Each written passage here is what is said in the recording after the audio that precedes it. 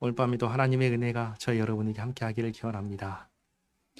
우리는 계속해서 다윗의 압살롬의 반역과 그 이후의 사건들을 보고 있습니다. 오늘은 예루살렘으로 다윗이 귀환하는 이야기입니다. 귀환하면서 일어나는 일들을 살펴보겠습니다. 방금 읽었던 16절과 17절 말씀 보시면 예루살렘으로 귀환하는 다윗 앞에 누가 나타나냐면 시므이와 베냐민 사람 1000명과 사울 집안의 종 시바와 그의 아들들과 종들이 함께 나타납니다. 시바는 누구냐면 요나단의 아들 무비보셋의 종인데 앞에 16장을 보시면 도망가는 다윗에게 먹을 것과 탈 것을 준비해서 맞이했었습니다. 다윗은 시바에게 그의 주인이었던 무비보셋의 소유를 주겠다고 하였습니다. 그리고 시므이는 마찬가지로 16장을 보면은 다윗을 향하여 매우 심하게 저주하고 모욕했던 사람입니다. 그래서 그때에 스루야의 아들 아비새가 죽이려고 했습니다. 하지만 다윗이 내버리두라고 하죠. 그리고 그냥 가는 다윗을 뒤따라가며 저주하고 돌을 던지고 먼지를 날렸던 사람이 시므이입니다.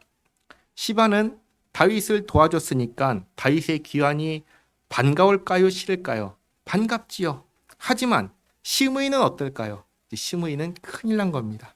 다윗이 귀환하면 죽을지도 모른다고 생각했을 겁니다. 그래서 18절 말씀 보시면 왕의 가족을 건너가게 하며 왕이 좋게 여기는 대로 쓰게 하려 하여 나룻배로 건너가니 왕이 요단을 건너가게 할 때 게라의 아들 시므이가 왕 앞에 엎드려 왕께 아뢰되 내 주여 원하건대 내게 죄를 돌리지 마옵소서. 내 주 왕께서 예루살렘에서 나오시던 날에 종의 패역한 일을 기억하지 마시오며 왕의 마음에 두지 마옵소서. 왕의 종 내가 범죄한 줄 아옵기에 오늘 요셉의 온 족속 중 내가 먼저 내려와서 내 주 왕을 영접하나이다 하니 이렇게 지난날 왕을 저주하고 모욕했던 것을 용서하여 주시길 엎드려 빕니다. 이런 시므이를 보고 이번에도 수르야의 아들 아비새가 나섭니다. 21절에 수르야의 아들 아비새가 대답하여 이르되 시므이가 여호와의 기름 부으신 자를 저주하였으니 그로 말미암아 죽어야 마땅하지 아니하니까 하니라. 다윗이 이르되 수르야의 아들들아 내가 너희와 무슨 상관이 있기에 너희가 오늘 나의 원수가 되느냐. 오늘 어찌하여 이스라엘 가운데에서 사람을 죽이겠느냐. 내가 오늘 이스라엘의 왕이 된 것을 내가 알지 못하리요 하고 왕이 시므이에게 이르되 내가 죽지 아니하리라 하고 그에게 맹세하니라. 이렇게 이번에도 시므이를 죽이지 못하게 합니다. 이유는 뭐죠? 오늘 다시 이스라엘의 왕이 되었으니 이스라엘 사람을 죽이지 못한다. 다시 말해 내 백성이다. 그러니 죽이지 말라는 겁니다. 오늘 나는 왕이 되었고 이 사람은 내 백성이 되었으니 죽이지 않겠다고 한 겁니다. 다음으로 누가 오냐면 무비보셋이 옵니다. 지난번에 시바가 다윗에게 무비보셋이 다윗을 향하여 나쁜 마음을 품고 따라오지 않았다고 했었습니다. 그때 우리는 무비보셋이 정말 그런 마음을 품었는지 아닌지 그 상황에서는 알 수 없다고 했습니다. 당장 눈에 보이는 상황을 근거로 다윗은 무비보셋의 모든 소유를 시바에게 준다고 했었습니다. 그런데 귀환하는 다윗에게 무비보셋이 온 겁니다. 와서 하는 말을 보시면 24절에 사울의 손자 무비보셋이 내려와 왕을 맞으니 그는 왕이 떠난 날부터 평안히 돌아오는 날까지 그의 발을 맵시내지 아니하며 이게 맵시내지 않았다라는 말은 뭐냐면 쉽게 말해서 씻지 않았다, 다듬지 않았다라고 하는 겁니다. 그리고 그의 수염을 깎지 아니하며 옷을 빨지 아니하였더라. 그러니까 다윗이 떠난 날부터 비록 자신은 함께 떠나지 못했지만 예루살렘에서 이렇게 씻지 않고 수염 깎지 않고 옷도 빨지 않고 지내는 것으로 고난을 함께 했다는 것입니다. 그것을 나타낸 것이죠. 이 말을 듣고 다윗이 묻습니다. 25절에 예루살렘에서 와서 왕을 맞이할 때 왕이 그에게 물어 이르되 무비보셋이여 내가 어찌하여 나와 함께 가지 아니하였더냐 하니 대답하되 내 주 왕이여 왕의 종인 나는 다리를 절므로 내 나귀의 안장을 지워 그 위에 타고 왕과 함께 가려 하였더니 내 종이 나를 속이고 종인 나를 내 주 왕께 모함하였나이다. 시바의 말과는 완전 다른 얘기를 하는 거죠. 시바는 무비보셋이 다윗을 배신했다고 했는데 무비보셋은 그렇지 않다고 합니다. 오히려 시바가 자신을 속이고 자신을 왕과 관계가 멀어지도록 모함했다고 합니다. 누구 말이 맞을까요? 일단 증거가 있나요? 증거가 없습니다. 마음으로는 누군가의 말이 맞다고 생각할 수 있지만 증거가 없으면 확신해서는 안 되는 것이죠. 무비보셋이 계속 말합니다. 내 주 왕께서는 하나님의 사자와 같으시니 왕의 처분대로 하옵소서. 내 아버지의 온 집이 내 주 왕 앞에서는 다만 죽을 사람이 되지 아니하였나이까. 그러나 종을 왕의 상에서 음식 먹는 자 가운데 두셨사오니 내게 아직 무슨 공의가 있어서 다시 왕께 부르짖을 수 있사오리이까 하니라. 다시 말해 왕이시여 저는 바라는 거 아무것도 없습니다. 왕의 뜻대로 하십시오 라고 합니다. 다윗이 말합니다. 29절에 왕이 그에게 이르되 내가 어찌하여 또 내 일을 말하느냐. 내가 이르더니 너는 시바와 밭을 나누라 하니. 다윗은 이전에 시바에게 무비보셋의 소유를 다 가지라고 했습니다. 그러나 지금 무비보셋의 말을 듣고 보니까 이제 그럴 수가 없는 거죠. 왜죠? 둘 중에 하나는 거짓말을 하고 있는 것이기 때문입니다. 그러나 한 가지 확실한 것은 있습니다. 그 뭐냐면 이제 더 이상 무비보셋과 시바는 함께 할 수 없다는 것입니다. 그래서 무비보셋에게 시바와 밭을 나누라고 합니다. 이제는 무비보셋과 시바의 관계가 더 이상 주인과 종의 관계가 아니라는 겁니다. 분리를 시키는 겁니다. 이제는 무비보셋은 무비보셋이고 시바는 시바가 되게 나눕니다. 그렇게 말하자 30절 무비보셋이 왕께 아뢰되 내 주 왕께서 평안히 왕궁에 들어오시게 되었으니 그로 그 전부를 차지하게 하옵소서 하니라.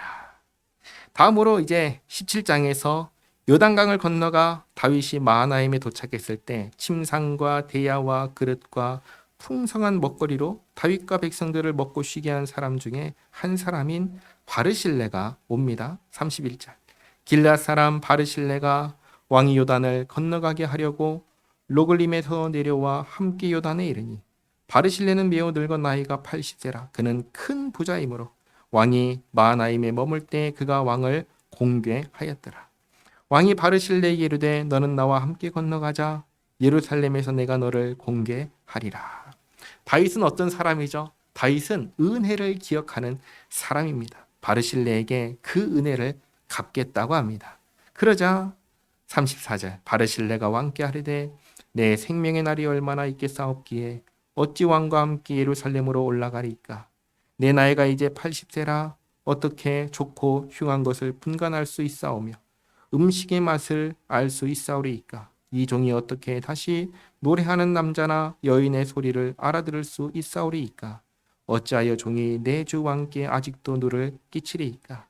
당신의 종은 왕을 모시고 요단을 건너려는 것뿐이거늘 왕께서 어찌하여 이 같은 상으로 내게 갚으려 하시나이까. 청하건대 당신의 종을 돌려보내옵소서. 내가 내 고향 부모의 묘 곁에서 죽으려 하나이다. 그러나 왕의 종 김함이 여기 있사오니 청하건대 그가 내 주 왕과 함께 건너가게 하시옵고 왕의 처분대로 그에게 베푸소서 하니라. 이렇게 바르실레는 자신 대신 김함을 데려가 주시기를 구합니다. 그러자 왕이 대답하되 김함이 나와 함께 건너가리니 나는 내가 좋아하는 대로 그에게 베풀겠고 또 내가 내게 구하는 것은 다 너를 위하여 시행하리라 하니라.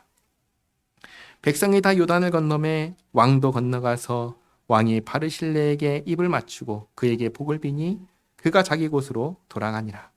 왕이 길갈로 건너오고 김함도 함께 건너오니 온 유다 백성과 이스라엘 백성의 절반이나 왕과 함께 건너니라. 자, 지난주에 북이스라엘이 다윗을 모셔오자고 했다고 했습니다. 그런데 남유다는 다윗의 친족이면서 모셔오려고 하지 않았다고 했습니다. 그 이유가 뭐라고 했죠? 예루살렘에 남아있는 남유다 사람들은 다 뭐예요? 다윗을 배신한 사람들이기 때문이라고 했습니다. 그래서 모셔올 생각을 못했는데 다윗이 사람을 보내서 용서하겠다고 하자 이제 서둘러서 다윗을 모셔오려고 했습니다. 그러다 보니까 이제 북이스라엘 사람들과 경쟁이 붙어버린 겁니다. 그래서 41절 말씀 보시면 온 이스라엘 사람이 왕께 나와 왕께 아뢰되 우리 형제 다윗 유다 사람들이 어찌 왕을 도둑하여 왕과 왕의 집안과 왕을 따르는 모든 사람을 인도하여 요단을 건너가게 하였나이까 하매. 이렇게 유다 사람들이 먼저 왕을 모셔온 것을 놓고 도둑했다, 왕을 훔쳤다라고 합니다. 그러자 모든 유다 사람이 이스라엘 사람에게 대답하되 왕은 우리의 종친인 까닭이라. 다시 말해, 아니다, 우리 훔친 거 아니다, 도둑질한 거 아니다, 가족이니까 먼저 모신 거다. 너희가 어찌 이 일에 대하여 분내느냐? 우리가 왕의 것을 조금이라도 얻어먹었느냐? 왕께서 우리에게 선물로 주신 것이 있느냐? 다시 말해, 우리는 이 일에 어떠한 특권도 누린 게 없다. 그저 우린 친족이니까 마땅히 행할 일을 한 것뿐이다. 이 대답을 합니다. 그러면 이제 북이스라엘 사람들이 그렇구나 하고는 물러나면 되는데 그러지 않고 더 따집니다. 43절에 이스라엘 사람이 유다 사람에게 대답하여 이르되 우리는 왕에 대하여 열 몫을 가졌으니. 왜 열 몫을 가졌다고 하냐면 북이스라엘 열 지파가 다윗을 따르고 있기 때문입니다. 그래서 우린 열 지파나 따르고 있으니까 우리는 왕에 대해서 열 몫을 가졌다. 43절 하반절에 다윗에게 대하여 너희보다 더욱 관계가 있거늘 너희가 어찌 우리를 멸시하여 우리 왕을 모셔오는 일에 먼저 우리와 의논하지 아니하였느냐 하나 유다 사람의 말이 이스라엘 사람의 말보다 더 강경하였더라. 이렇게 이제 북이스라엘 사람들과 남유다 사람들 가운데 이제 시비가 붙습니다. 왕을 모셔오는 일로 시비가 생긴 겁니다. 근데 사실은 이렇게 시비 걸 이유가 없는 이유가 있는데, 시비 걸 일이 아닌 이유가 있는데, 이들은 전부 다 어떤 사람들이냐면 다윗을 배신한 사람들입니다. 다윗이 압살롬의 반역 때문에 도망갈 때 다윗을 버리고 압살롬을 따랐던 사람들이기 때문에 이 둘이 누가 먼저 다윗을 모시고 올 거냐 하고 다툴 이유가 전혀 없는 겁니다. 근데 이제 와가지고 다윗을 누가 먼저 모셔오느냐, 왜 상의하지 않았냐 하면서 이제 시비를 걸고 다투는 겁니다. 그러다가 20장 1절 보시면 마침 거기에 불량배 하나가 있으니 그의 이름은 세바인데 베냐민 사람 비그리의 아들이었더라. 이번에도 어떤 사람이 문제가 일어나요. 베냐민 사람이 문제를 일으킵니다. 자꾸만 베냐민 사람이 나와서 문제를 일으키는데 그 이유가 있습니다. 왜 그런지를 아세요? 베냐민 지파가 바로 사울의 집안이기 때문입니다. 사울이 베냐민 사람입니다. 사울 집안으로서는 다윗 집안이 마땅치 않은 겁니다. 그래서 지난번에 시므이도 베냐민 사람이었고 오늘 이제 문제를 일으키는 세바도 베냐민 사람입니다. 이 베냐민 지파가 계속 문제를 일으킵니다. 보시면 그가 나팔을 불며 이르되 우리는 다윗과 나눌 분깃이 없으며 이새의 아들에게서 받을 유산이 우리에게 없도다. 이스라엘아 각각 장막으로 돌아가라 하매. 이렇게 세바가 북이스라엘 사람들을 선동합니다. 그러자 2절에 이에 온 이스라엘 사람들이 다윗 따르기를 그치고 올라가 비그리의 아들 세바를 따르나 유다 사람들은 그들의 왕과 합하여 요단에서 예루살렘까지 따르니라. 그러니까 다윗을 모시러 온 북이스라엘 사람들은 정말로 다윗에게 용서를 구하고 다시 왕으로 모시려고 온 것이 아닌 것이죠. 다윗이 과거에 블레셋으로부터 자신을 구했던 것은 구했던 것이고, 그러나 우리는 압살롬을 왕으로 모시겠다며 다윗을 버리고 반역한 사람들입니다. 근데 이제 압살롬이 죽었으니까 어쩔 수 없이 다시 다윗을 왕으로 모시려고 한 건데 상황이 이렇게 되니까, 그리고 또 세바가 앞에서 선동하니까 잘됐다 생각하고는 다윗을 버리고 떠난 겁니다. 그러나 남유다 사람들은 다윗을 모시고 예루살렘으로 들어갑니다. 3절에 다윗이 예루살렘 본궁에 이르러 전에 머물러 왕궁을 지키게 한 후궁 10명을 잡아 별실에 가두고 먹을 것만 주고 그들에게 관계하지 아니하니 그들이 죽는 날까지 갇혀서 생겁으로 지내니라.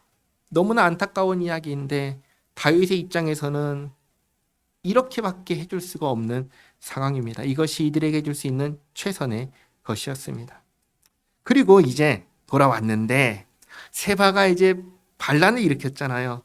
그러니까 세바를 따라간 북이스라엘을 그냥 둘 수가 없습니다. 명백한 반역이니 빨리 진압해야 합니다. 그래서 4절에 왕이 아마사에게 이르되 너는 나를 위하여 3일 내로 유다 사람을 큰 소리로 불러 모으고 너도 여기 있으라 하니라. 갑자기 아마사를 부릅니다. 왜 그러냐면 앞에 19장에서 다윗이 아마사를 지휘관이 되게 하겠다고 했기 때문입니다. 그래서 이제 이 일을 시키는데 5절에 아마사가 유다 사람을 모으러 가더니 왕이 정한 기일에 지체된지라. 아마사가 유다 사람들을 모으지를 못하는 겁니다. 반란군을 빨리 진압해야 하는데 시간이 지체가 되는 겁니다. 그러니까 6절에 다윗이 이에 아비새에게 이르되 이제 비그리의 아들 세바가 압살롬보다 우리를 더 헤아리니 너는 내 주의 부하들을 데리고 그의 뒤를 쫓아가라. 그가 견고한 성읍에 들어가 우리들을 피할까 염려하노라 하매 이렇게 아비새를 먼저 보냅니다. 그리고 이제 보시면 본래는 이런 일이 있을 때 누구를 시켰죠? 요압을 시켰습니다. 요압이 빠진 것을 보게 됩니다. 그런데 이제 또 보시면 7절에 요압을 따르는 자들과 그렛 사람들과 블렛 사람들과 모든 용사들이 다 아비새를 따라 이렇게 요압이 아비새를 따라갑니다. 그리고 비그리의 아들 세바를 뒤쫓으려고 예루살렘에서 나와 기브온 큰 바위 곁에 이름에 아마사가 맞으러 오니 이제야 왕의 명령대로 유다 사람들을 모아서 아마사가 온 겁니다. 딱 마주친 것이죠. 그때에 요압이 군복을 입고 띠를 띠고 칼집에 꽂은 칼을 허리에 맸는데 그가 나아갈 때 칼이 빠져 떨어졌더라. 요압이 아마사에게 이르되 내 형은 평안하냐 하며. 요압과 아마사의 관계가 어떤 관계라고 했죠? 사촌 관계라고 했습니다. 아마사가 요압보다 나이가 많았던 것 같습니다. 그래서 요압이 아마사를 보면서 형은 평안하냐?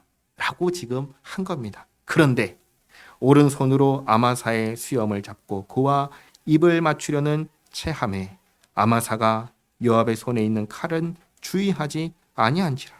요압이 칼로 그의 배를 찌르매 그의 창자가 땅에 쏟아지니 그를 다시 치지 아니하여도 죽으니라. 충격적인 사건인데 요압이 이렇게 사촌형인 아마사를 죽입니다. 그리고 아마사는 또 지금 어떤 신분이죠? 다윗이 군 지휘관으로 임명한 신분입니다. 지난번에도 말씀드렸지만 요압이 다윗의 뜻을 거슬러 죽인 사람이 이번까지 하면은 3명입니다. 첫째는 아브넬입니다. 동생의 원수라고 죽였습니다. 두 번째는 압살롬입니다. 압살롬을 죽인 이유는 성경에 명확하게 나오지 않지만 그동안 압살롬의 행적을 요압의 행적을 보면은 아마도 자기 밭에 불을 질렀다는 것과 또 압살롬은 반역자라는 이유로 죽인 겁니다.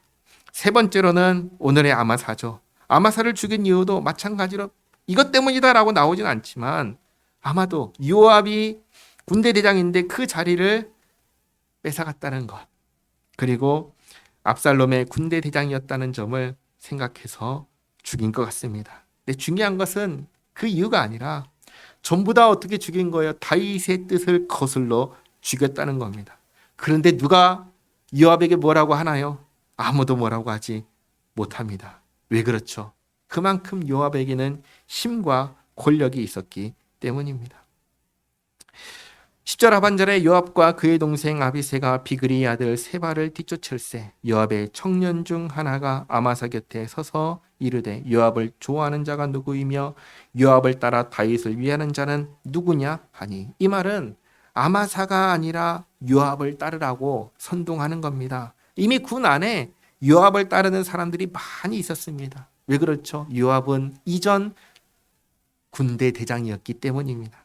병사들은 아마사를 따르는 것보다 요압을 따르는 것이 익숙했을 겁니다. 그런데 지금 아마사의 죽은 시체가 있는 거예요. 12절에 아마사가 길 가운데 피 속에 놓여 있는지라 그 청년이 모든 백성이 서 있는 것을 보고 아마사를 큰 길에서부터 밭으로 옮겼으나 거기에 이르는 자는 다 멈춰 서는 것을 보고 옷을 그 위에 덮으니라.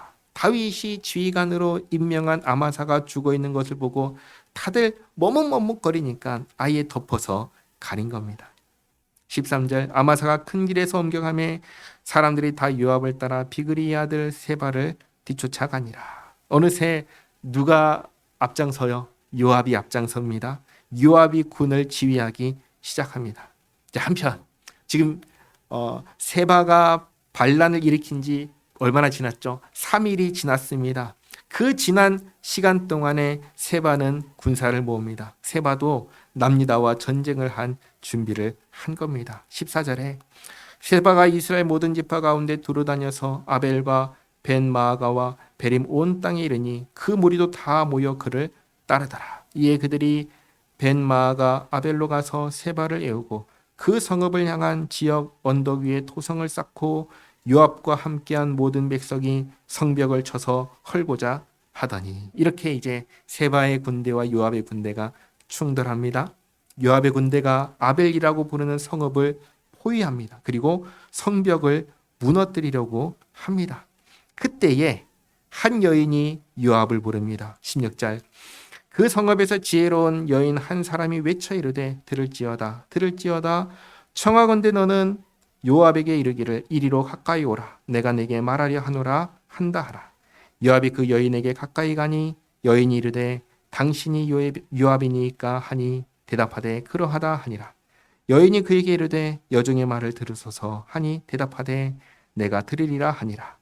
여인이 말하 이르되 옛사람들이 흔히 말하기를 아벨에게 가서 물을 것이라 하고 그 일을 끝내었나이다. 무슨 말이냐면 이 성은 무슨 문제가 생기면 다 해결하는 그런 성이다라는 겁니다. 무슨 문제가 생기면 여기에 와가지고 물어보면은 다 해결해 줄 수 있는 그런 역사가 있는 성이라는 겁니다. 그러니까 여기 와서 이렇게 싸울 일이 아니라는 겁니다.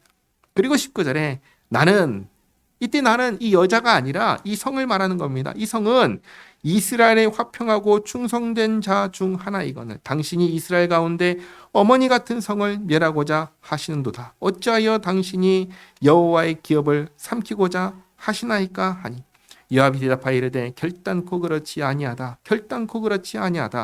삼키거나 멸하거나 하려 함이 아니니 이 일이 그러한 것이 아니니라. 에브라임 산지 사람 비그리의 아들 그의 이름을 세바라는 자가 손을 들어 왕 다윗을 대적하였나니 너희가 그만 내주면 내가 이 성벽에서 떠나가리라 하니라.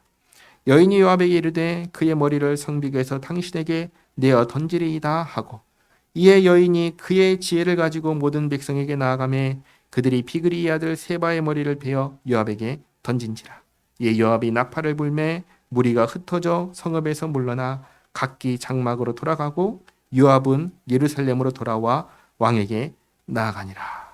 무수히 많은 사람들의 피를 흘릴 뻔했던 세바의 반란 사건이 간단히 이제 끝나고 맙니다. 그리고 23절부터는 나라를 재정비하는 내용입니다. 23절에 요압은 다시 이스라엘 온 군대의 지휘관이 되고 이렇게 요압은 다시 지휘관이 됩니다. 요압이 다윗의 명령을 거슬러도 다윗이 요압을 어떻게 하지 못합니다. 그 이유는 다윗이 이미 앞에서 한번 이야기했습니다. 도무지 내가 힘이 없어서 요압을 어떻게 할 수가 없다. 그래서 나중에 열왕기를 보시면 솔로몬에게 이 요압을 그냥 두지 말라고 네가 책임지고 이 사람을 벌하라고 명령을 합니다. 그 다음 보시면 여호야다의 아들 브나야는 그렛 사람과 블렛 사람의 지휘관이 되고 아도람은 감역관이 되고 아힐룻의 아들 여호사밧은 사관이 되고 스와는 서기관이 되고 사독과 아비아달은 제사장이 되고 야일 사람이라는 다윗의 대신이 되니라. 아멘. 여기까지 보겠습니다. 정리하겠습니다. 사무엘하 11장에서 시작된 다윗의 죄벌이 여기 20장까지 이어졌습니다. 이제야 끝난 겁니다. 그런데 보시기 바랍니다. 이제 끝났지만 끝났다고 해도 여전히 그 후유증은 있을까요? 없을까요? 여전히 있는 겁니다. 다윗은 두 아들을 잃었습니다. 딸은 평생 지우지 못하는 상처가 남았습니다. 방금 읽었던 말씀 중에 다윗의 후궁 10명도 마찬가지입니다. 또 압살롬을 따라 반역하던 자들, 또 스스로 목숨을 끊은 아히도벨, 요압에게 죽은 아마사, 반란을 일으킨 세바, 전쟁 중에 죽은 무수히 많은 생명들, 그 죄가 여기서 끝났다고 해서 모든 일이 다 정리가 되는 게 아니라는 겁니다. 우리가 늘 기억해야 하는 것이 있습니다. 그건 뭐냐면 이 모든 일이 어디에서 비롯되었는가라는 점입니다. 어디에서 시작되었지요? 죄에서 시작되었습니다. 어떤 죄요? 다윗이 우리아의 아내 밧세바를 범하는 그때부터 여기까지, 그 죄에서 여기까지 이루어진 겁니다. 죄는 무엇입니까? 죄는 하나님께서 하지 말라고 하신 것을 하는 게 죄입니다. 죄는 또 뭡니까? 하나님께서 하라고 하신 것을 하지 않는 것이 죄입니다. 하나님을 거스르고 대적하는 것이 죄입니다. 이 세상에 왜 죄가 있는가? 왜 죄가 있지요? 우리가, 인간이 하나님을 거스르고 대적하기 때문입니다. 하나님 말씀에 순종하지 않기 때문입니다. 다윗은 어떤 사람이라고 성경은 말합니까? 하나님 마음에 꼭 맞는 사람이라고 그렇게 말씀합니다. 그런데 그런 사람도 완벽한 사람이냐? 아니라는 것을 보여주는 것이죠. 다윗도 죄인이라는 겁니다. 죄인이기에 죄를 범하고 이렇게 슬프고 비참한 일들을 겪게 된 것입니다. 그러나 그럼에도 불구하고 우리에게, 그러면 우리는 이제 죄 가운데 있으니 망했냐? 끝났냐? 그렇지 않고 우리에게 소망이 있음 또한 기억해야 됩니다. 우리의 소망이 무엇이죠? 하나님께서 죄를 범했다고 다윗을 버리지 않으시고 죄를 깨닫게 하시고 그리고 회개하자 용서하시고 받아주셨습니다. 죄에 대해서는 징계하시지만 오늘 이렇게 20장까지 이어오는 그 역사를 보면서 하나님께서 다윗을 지키시고 여기까지 인도하시고 그리고 회복시켜 주시고, 그리고 여기서 끝난 게 아니라 더 나아가서 이 모든 죄의 문제를 해결해 주시는 왕 예수 그리스도를 보내주셔서 예수님 안에서 결국은 죄가 없는 세상 천국에서 살게 해 주신다는 사실입니다. 우리는 이 소망을 가지고 살아가는 사람들입니다. 하나님께서는 죄인인 우리에게 이러한 은혜를 베풀어 주셨습니다. 이 은혜를 기억하고 감사하며 죄가 우리를 유혹할 때마다 그 죄와 싸워 이기기 위해서 어떻게 해야 돼요? 기도해야죠. 주님의 은혜를, 주님 주시는 힘을 구하지요. 주님의 도우심을 구하며 죄와 싸워 이기고 그리고 겸손히 주님과 함께 살아가는 우리 모두가 되기를 바랍니다. 기도하겠습니다. 하나님, 죄가 얼마나 두려운 것인지 다윗이 범죄한 이후로 일어난 일들을 통해 알게 하시니 감사합니다. 모든 슬픔, 괴로움, 죽음이 다 죄로 인한 것임을 깨닫습니다. 또 저희가 이 죄의 문제를 해결할 수 없음을 아시고 저희를 구원할 구원자 예수 그리스도를 보내주셔서 감사합니다. 저희가 예수님을 믿는 믿음 안에서 늘 살아가게 하옵소서. 죄와 싸워 이기게 하옵소서. 죄를 멀리하게 하시고 죄 짓지 않게 하옵소서. 예수님 안에서 베푸신 구원의 은혜를 늘 생각하고 감사하며 은혜 받고 구원받은 자답게 살게 하옵소서. 정직하고 겸손하게 주님과 동행하는, 주님과 함께 살아가는 저희 모두가 되게 하옵소서. 예수님의 이름으로 기도하옵나이다. 아멘.